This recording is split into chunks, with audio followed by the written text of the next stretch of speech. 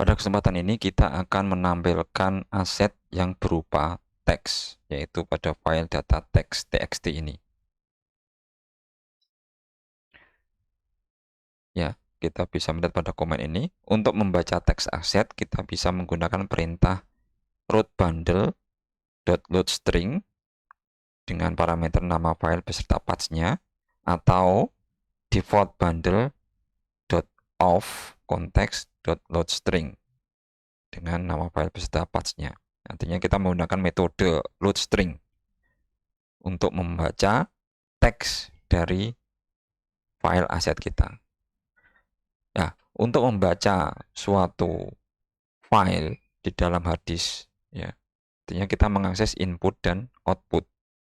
Untuk mengakses input dan output, kita harus menggunakan fungsi asinkron, di mana untuk data yang kita akses dari I/O tersebut tidak bisa langsung kita dapatkan. Ada kemungkinan ada delay, sehingga data itu bisa jadi akan datang kemudian. Nah, untuk itu diperlukan fungsi asinkron, di mana fungsi tersebut menunggu data dan aplikasi masih bisa menjalankan perintah yang lain, masih bisa merespon user, sehingga tidak hang, aplikasi tidak berhenti.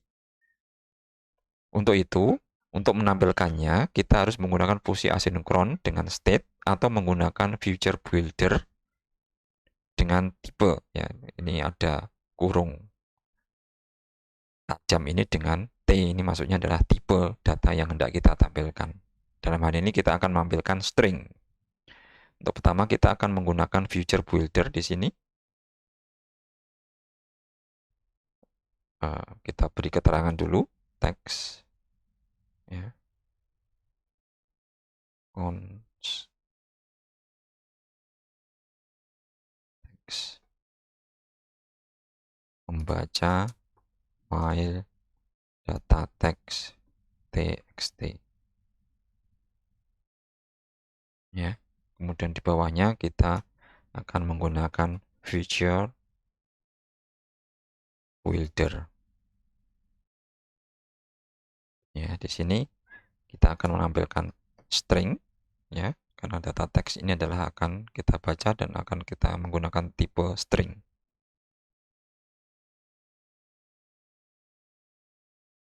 Kemudian, ya, ini seperti ini dulu.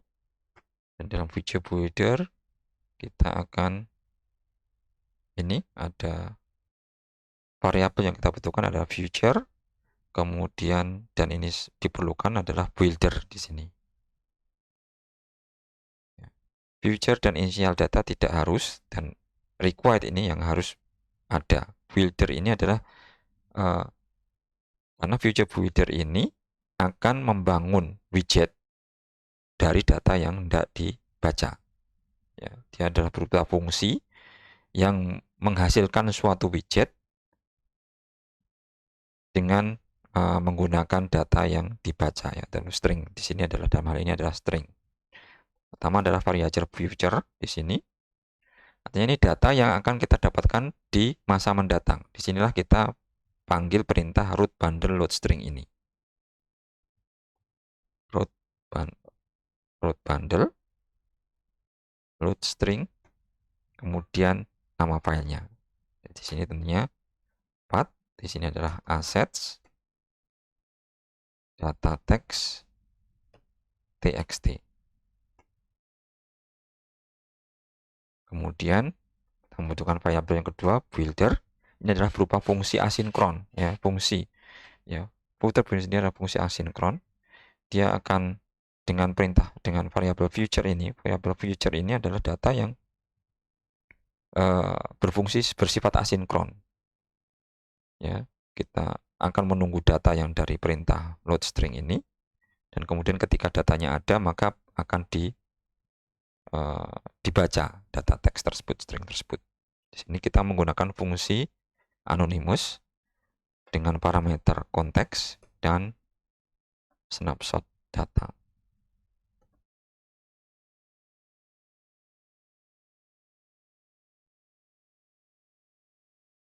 Ya, kita bisa melihat apa yang kita kita gunakan atau fungsi pada builder ini. Ya, ini adalah suatu fungsi function dengan parameter tipe build context dan async snapshot berupa string. Ya, ini adalah variabelnya tadi context snapshot. Kemudian ini adalah fungsi anonymous. Ya, kita tambahkan blok fungsi di sini. Dan disinilah kita akan membaca data di sini dan akan menghasilkan fungsi yang nanti untuk ditampilkan, ya, widget yang nanti ditampilkan di dalam kolom ini. Kita cek dulu datanya apakah sudah ada. Snapshot has data di sini. Dan kemudian kita cek juga apakah sudah selesai koneksinya untuk membaca data. Snapshot connection state, ya, sama dengan connection state dan ya sudah selesai. Jika iya, kita return, ya, kita hasilkan, kita return text, ya, ini widget text dengan isi dari data yang kita baca tersebut, ya. Snapshot datanya sekarang, dan kita cek dulu apakah ini sudah ada datanya benar atau tidak. Apakah null? Jika null, kita akan tampilkan snapshot data. Jika false, jika jika data snapshot data ini ada, artinya true ada, maka snapshot data ini yang akan ditampilkan pada teks ini. Jika tidak, kita akan memberikan teks kosong pada widget teks ini. Oke. Kemudian juga jika koneksinya belum selesai misalnya, kita bisa return teks, misalnya menunggu data. Oke, kita save, maka akan dilakukan. Nah, di sini masih menunggu data. Kenapa demikian? Ya, data ini masih belum ada. Kita cek. Ya. Data teks txt sudah benar. Ya, kita coba untuk reload, restart.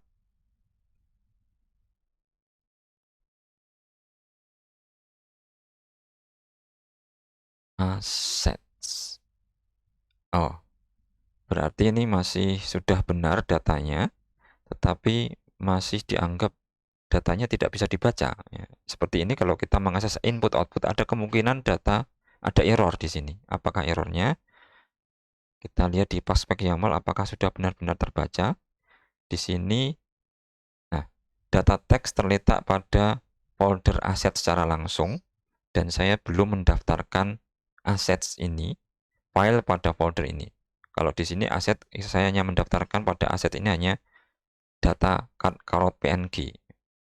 Berarti ini saya bisa hapus, sehingga saya dengan assets slash ini berarti seluruh file yang ada di dalam folder assets ini akan diregistrasi. Saya simpan prospek YAML-nya. Nah, kemudian ya tadi sudah pubget, ya. Di sini kita baru bisa mengakses secara langsung dan ditampilkan di sini. Ini, ya. Jangan lupa slash di sini, ya. Jadi per aplikasi ini, jadi kalau kita dengan pubspec YAML ini, kita aset kepada folder directory-nya dengan slash, itu artinya hanya file yang ada di sini. Kemudian untuk subfoldernya kita harus tambahkan sendiri. Ya. Baik, jadi ini untuk kita menampilkan teks pada aset kita. Kita menggunakan future builder, ya, perintah root bundle-nya kita gunakan untuk memberikan nilai pada variabel future di future builder ini. Dan jangan lupa ini dengan string ini tipenya, karena kita akan membaca teks. Kemudian pada buildernya untuk variabel buildernya ini kita menggunakan anonymous function dengan variabel dengan parameter konteks dan snapshot ini. Ya. Tipenya build konteks dan snapshot ini dari async snapshot ini tipenya. Dan kita cek apakah datanya ada dan juga sudah selesai proses membacanya. Jika iya, maka kita akan menampilkan ya isi dari data tersebut dengan widget teks. Ya, masih kita cek apakah null atau tidak.